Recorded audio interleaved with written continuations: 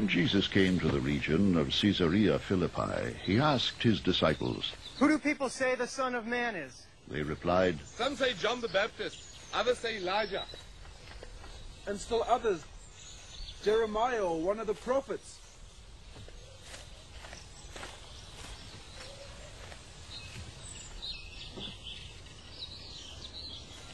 "Well, what about you?"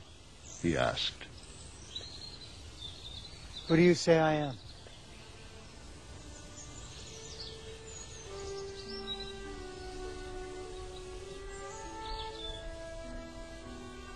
Simon Peter answered, "You're the Christ, the Son of the living God."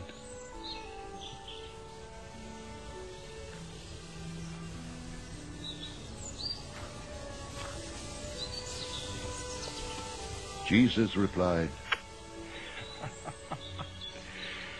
"Blessed are you, Simon, son of Jonah, for this was not revealed to you by man, but by my Father in heaven. And I tell you that you are Peter, and on this rock I will build my church, and the gates of Hades will not overcome it. I will give you the keys of the kingdom of heaven. Whatever you bind on earth will be bound in heaven, and whatever you loose on earth will be loosed in heaven." Now, Jesus was not saying that, "Peter, you be the first pope," or "Peter, I will build my church on you." It was that statement that Jesus said he would build his church on. So when Peter and other disciples went and professed Jesus' name, it would be loosed and it would be bound in heaven. When the people came to Jesus by them proclaiming Jesus' name, that was the key.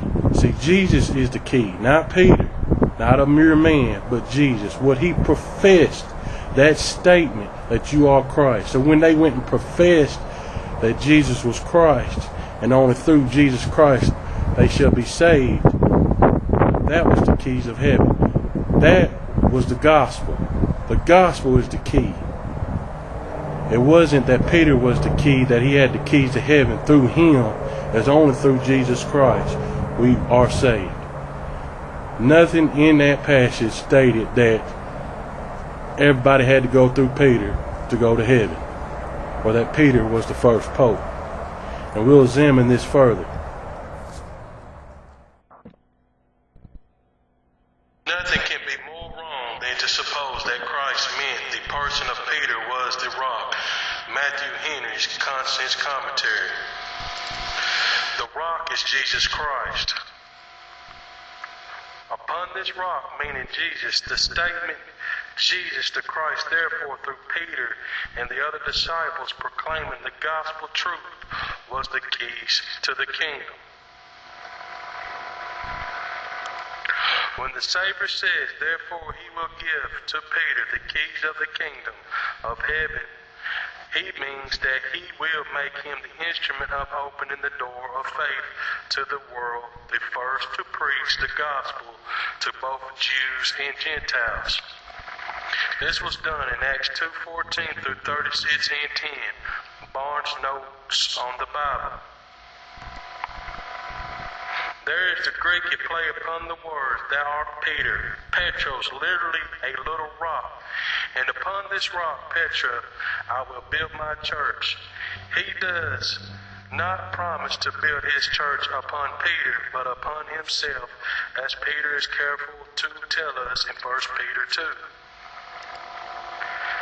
The power of the keys was given to this occasion to Peter alone. Solely for this reason, the power of binding and loosing on earth was given to the other apostles with him.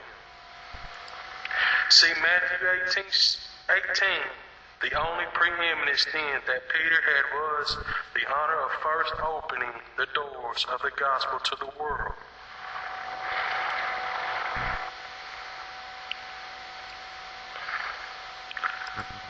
This means that the keys of the kingdom were to all the apostles and are keys to the door of the kingdom. Jesus said, I am the door. Revelation 3:7-8. And the angel of the church in Philadelphia write these things, saith he that is holy, he that is true, he that hath the key of David, he that openeth and no man shutteth, and shutteth and no man openeth. I know thy works. Behold, I have set before thee and opened the door, and no man can shut it. For thou hast a little strength, and hast kept my word, and hast not denied my name.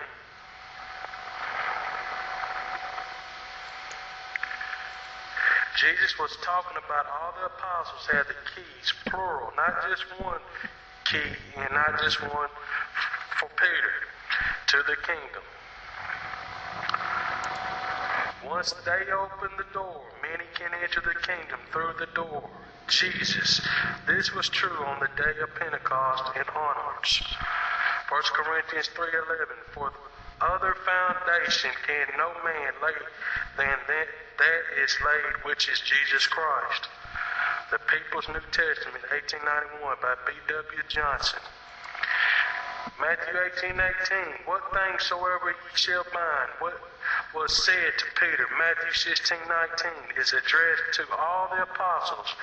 It is spoken to all a second time, John 20:23. All had the keys as well as Peter.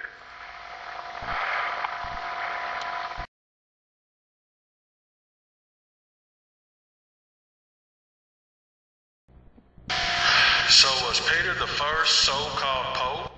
Besides all the previous information and by their own admissions, the answer is no, because 1, Peter was married, and they say popes cannot be married.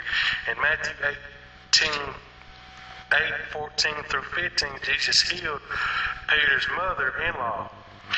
When Jesus was coming to Peter's house, he saw his wife's mother laid and sick of a fever.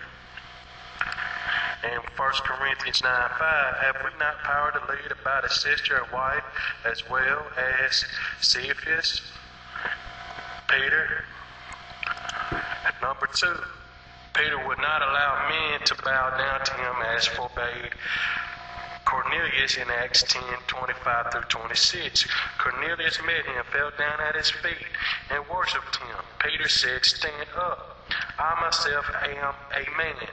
The Pope likes men to bow down before him. Just in case you say no one bows to the Pope, look at the following pictures. Now on a note, now just bowing your head is a sign that you respect to royalty or whatever. But when you're bowing the knee, that is a sign of worship. Number 3, Peter rejected the traditions from your fathers. 1 Peter 1:18. Yet the Catholic Church and popes base their teachings on man's traditions.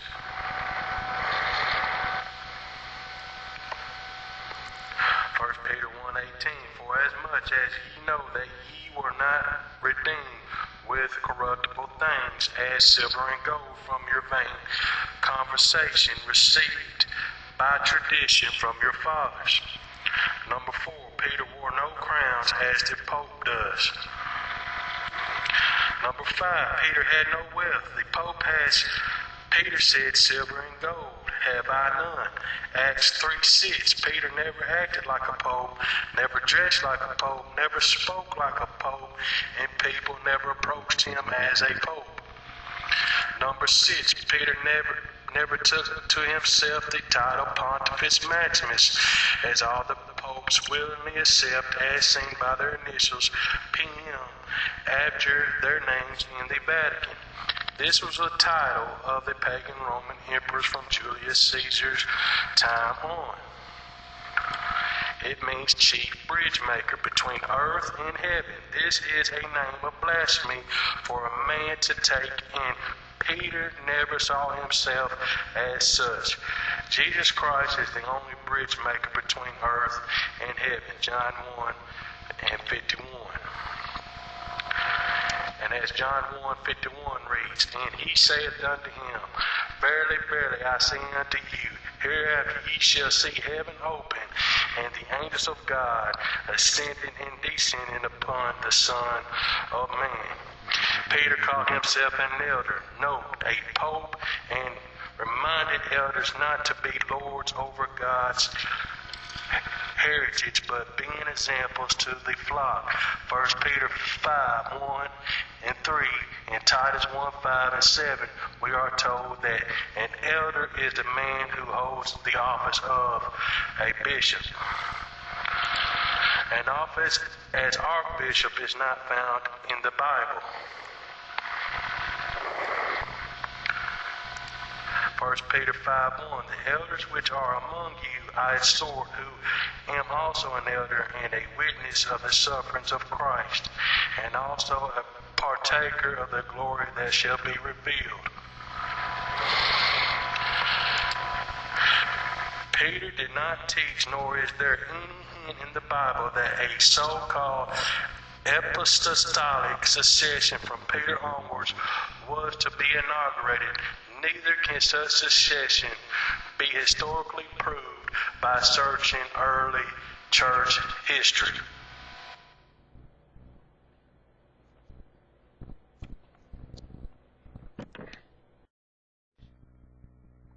Thank you for watching. As always, I stand by the word. God bless you.